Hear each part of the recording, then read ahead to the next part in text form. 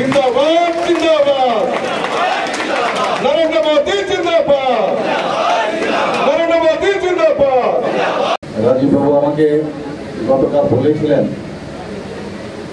যে এখানে আসতে হবে আপনাকে, এবং আমার তো প্রোগ্রাম আছে 11টার সময় দুপুরে, 5 মিনিটের মধ্যে খালি এসে একবার চলে গেলেই হবে। আমি বললাম ভয় নাই, আসলেই বসতে হয় এবং অন্যান্য যেসব মানে নিয়মাবলী আছে এগুলো করতে করতে 15 মিনিট চলে যায়। তো ওখানে বসে আছে সবাই, আপনারা জানেন মাননীয় প্রধানমন্ত্রীজির জন্মদিনকে সামনে রেখে আমরা স্বচ্ছতা যে অভিযান সেটা আমরা করব সেখানে, এবং মাতা ত্রিপুরা সুন্দরীর কাছে আজকে পুজো দেব। আমাদের মাননীয় প্রধানমন্ত্রীজির দীর্ঘায়ু কামনা করে আমি সেখানে ওনার আশীর্বাদ চাইব। তো এখান থেকে আমার 2-4টি কথা বলে আমার যেতে হবে। আমাদের সেবাই ধর্ম, আমাদের ধর্ম সেবাই আমাদের পার্টির মূল লক্ষ্য, এবং বারবার কিন্তু আমরা কিন্তু পরীক্ষায় উত্তীর্ণ হয়েছি।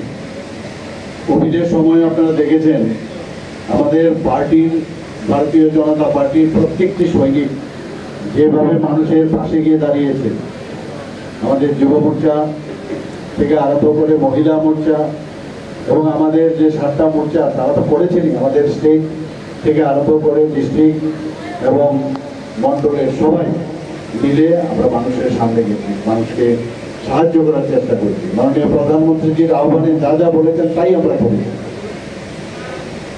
আজকে সত্যিই আমরা ভাবছি যে আমাদের এই যে একটা গোল্ডেন এরা, যেটা মাননীয় প্রধানমন্ত্রীজি যেভাবে দেশের সমৃদ্ধি, দেশকে সুরক্ষার ক্ষেত্রে যেভাবে কাজ করছেন, আগামী দিন এরকম আসবে কিনা আমার জানা নেই।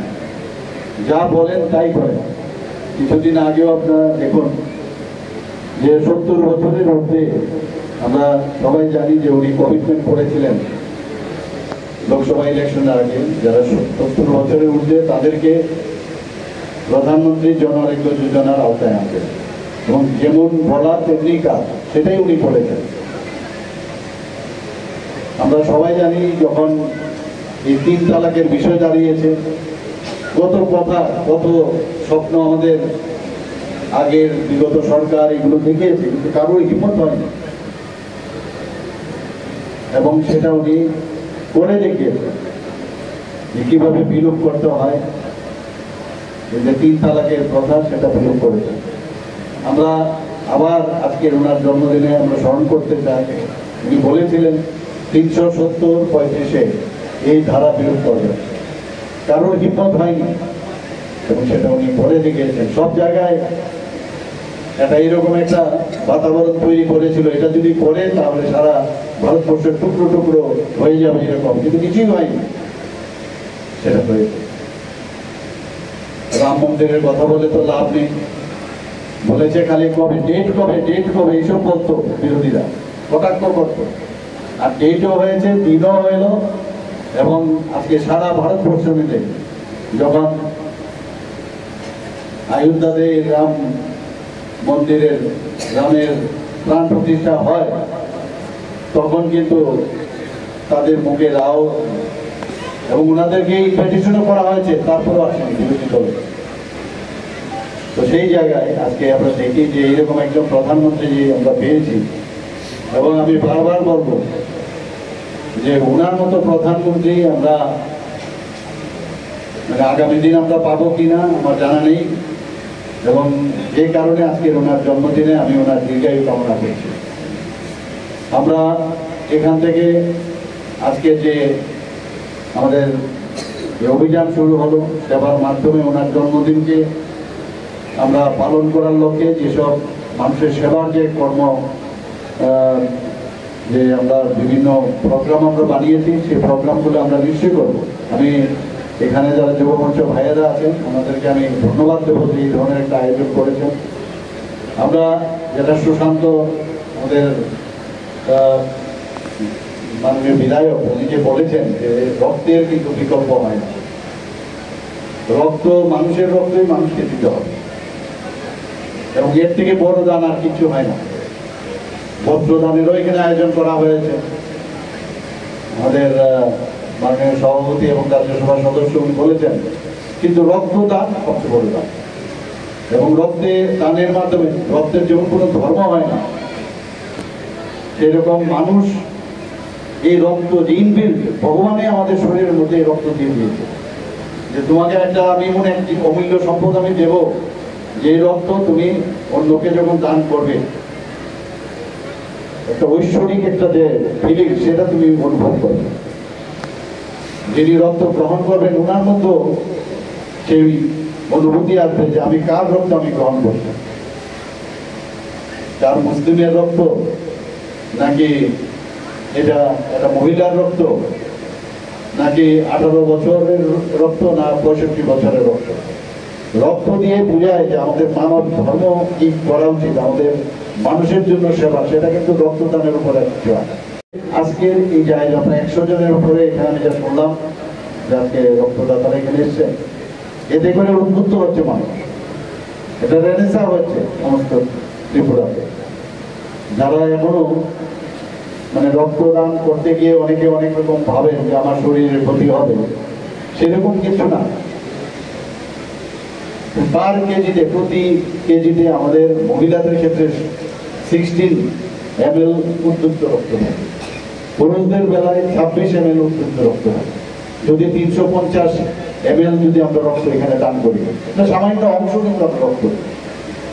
কাজে যদি এটা না দেন তা আপনার শরীরের মধ্যে কিন্তু এটা নষ্ট হয়ে যায়, বিশেষ করে আরবিসি ব্লাড ক্যাপাসিটি সেটা নষ্ট হয়ে যায়।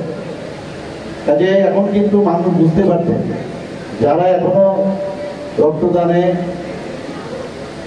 অনীহা প্রকাশ করছে, এই রক্তদানের মাধ্যমে আজকে এমন একটা শুভ দিন, এক তো মাননীয় প্রধানমন্ত্রী নরেন্দ্র মোদীজির জন্মদিন, আবার বিশ্বকর্মা পুজো আছে।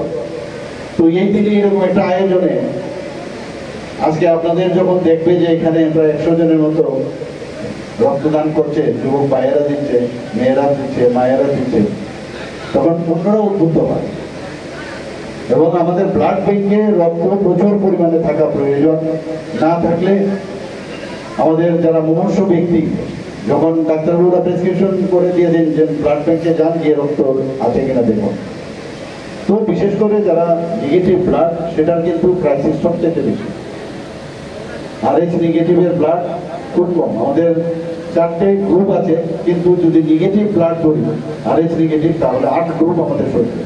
15% আমাদের এই যে পপুলেশনের মধ্যে 15% শুধু নেগেটিভ ব্লাড থাকে। ত্রিপুরাতে 40 লক্ষ যদি আমি এখন বলি যে এখানে পপুলেশন আছে, তার 1% ব্লাড ব্যাংকের মধ্যে থাকতে হবে, অর্থাৎ 40,000 ইউনিট আমাদের ব্লাড ব্যাংকে থাকতে হবে। এই যে একটা ডিমান্ড আর সাপ্লাই, তার সমতা অবশ্যই আমাদের থাকতে হবে।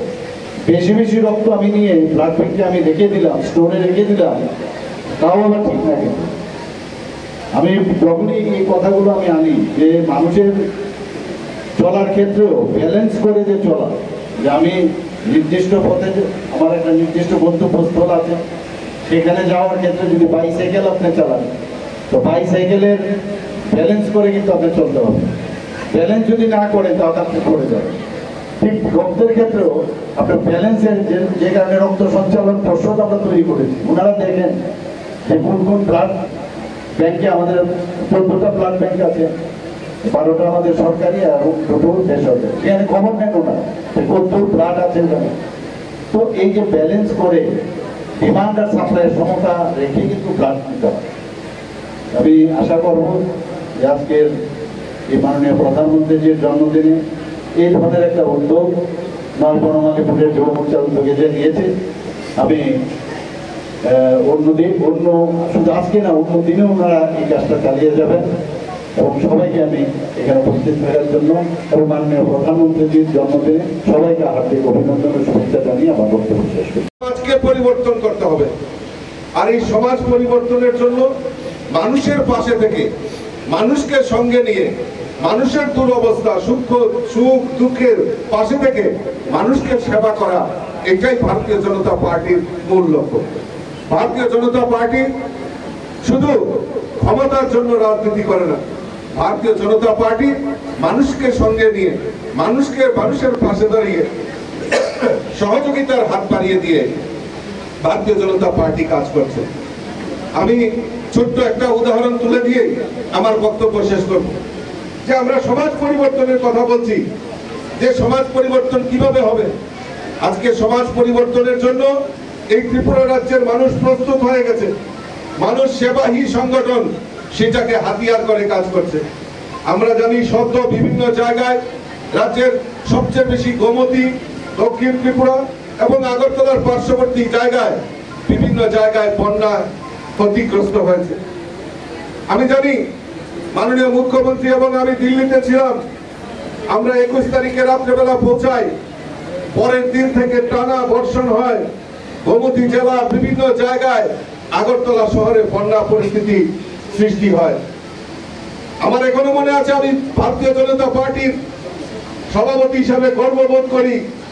আমার দেবদুর্লভ কার্যকর্তারা, নেতৃত্বরা এই বন্যা পরিস্থিতি মোকাবেলার জন্য সরকার যেভাবে সহযোগিতা করেছে, তার পাশাপাশি আমাদের কার্যকর্তারা রাত জেগে অত্যন্ত পরিশ্রম করে মানুষকে রেস্কিউ করা, মানুষের পাশে দাঁড়ানো সেই প্রয়াস আমাদের করেছে। সেটা ভারতীয় জনতা পার্টির প্রদেশ সভাপতি হিসেবে গর্ববোধ করি। আমি এখনো মনে আছে, রাত্রি 12:30 বাজে বিভিন্ন জায়গা আধিকারিকদের সঙ্গে কথা বলছি, বিভিন্ন এমএলএদের সঙ্গে কথা বলছি। আমি তখন মাননীয় মুখ্যমন্ত্রীকে ফোন করেছি। আমিও ইতস্ততা বোধ করছি যে উনিও সারাদিন পরিশ্রম করেছেন, জলে নেমে মানুষের পাশে দাঁড়িয়েছেন। দেখুন উনি ফোন করলে হয়তো ধরবেন কিনা। তখন 12:30 বাজে উনি তখন এক রিংয়ের সঙ্গে সঙ্গে আমার ফোনটা উঠিয়েছেন, বলেছেন বলুন কি করতে হবে। আমি বলেছি দাদা এই পরিস্থিতি রয়েছে, আপনি আধিকারিকদেরকে পাঠান। উনি সঙ্গে সঙ্গে আধা ঘন্টার মধ্যে আমাকে রিং ব্যাক করেছেন এবং আধিকারিকরা সমস্ত জায়গায় ছুটে এসেছেন এবং পরিস্থিতি মোকাবেলা কিভাবে করতে হবে তার উদ্যোগ গ্রহণ করেছেন। এবং প্রত্যেকটা, এখানে সুশান্ত দেব রয়েছেন, আমাদের রঞ্জিত দাস, অভিষেক দেবরায়, আমাদের প্রণজিৎ সিংহ রায় থেকে শুরু করে বিভিন্ন নেতৃত্ব আজকে যেভাবে মানুষের পাশে দাঁড়িয়েছেন, এটাকেই বলে সমাজ পরিবর্তন। আর তার পাশাপাশি আমরা দেখেছি এই বন্যার জল কমে যাওয়ার পর আমাদের সরকার মানুষকে রিহ্যাবিলিটেট করার জন্য, মানুষকে আর্থিকভাবে সহায়তা হোক, কারণ যার যার যে জিনিস নষ্ট হয়েছে পাশে দাঁড়িয়ে তাদেরকে সহযোগিতার হাত বাড়িয়ে দিয়েছেন। বিভিন্ন প্রদেশের মুখ্যমন্ত্রীরা আজকে মধ্যপ্রদেশ, উত্তরপ্রদেশ, আসাম, অরুণাচল প্রদেশ, বিভিন্ন প্রদেশের মুখ্যমন্ত্রীরা আমাদের এই রাজ্যকে আর্থিকভাবে সহায়তা করেছে। কেন্দ্রীয় সরকার আমাদেরকে সহায়তা করেছেন এবং বিভিন্ন এনজিও, ক্লাব, আমাদের বিধায়ক, বিধায়িকা থেকে শুরু করে রাজ্য নেতৃত্ব প্রত্যেকে মুখ্যমন্ত্রীর ত্রাণ তহবিলে দান করেছেন আর স্বতঃস্ফূর্ততার সঙ্গে দান করিয়েছেন। এটাই হলো সমাজ পরিবর্তন। আর আমরা 25 বছর যদি দেখি, এই বন্যা দুর্গতদের জন্য ওই কোটটা, টিনের কোটটা নিয়ে বাড়ি বাড়ি ভিক্ষা করত, কিন্তু আমাদের সরকার সেই উদ্যোগ গ্রহণ করেছে মানুষের পাশে দাঁড়িয়ে মানুষকে সহযোগিতা করা। আর আমার পার্টির দেবদুর্লভ কার্যকর্তারাও পাশে দাঁড়িয়ে মানুষকে সহযোগিতা করেছে। এটাই হলো ত্রিপুরা রাজ্যের পরিবর্তন। আর এই পরিবর্তনের জন্য আমাদের সরকার প্রতিজ্ঞাবদ্ধ এবং এক ত্রিপুরা শ্রেষ্ঠ ত্রিপুরা করার জন্য সেই আমাদের মুখ্যমন্ত্রী কাজ করে চলছেন।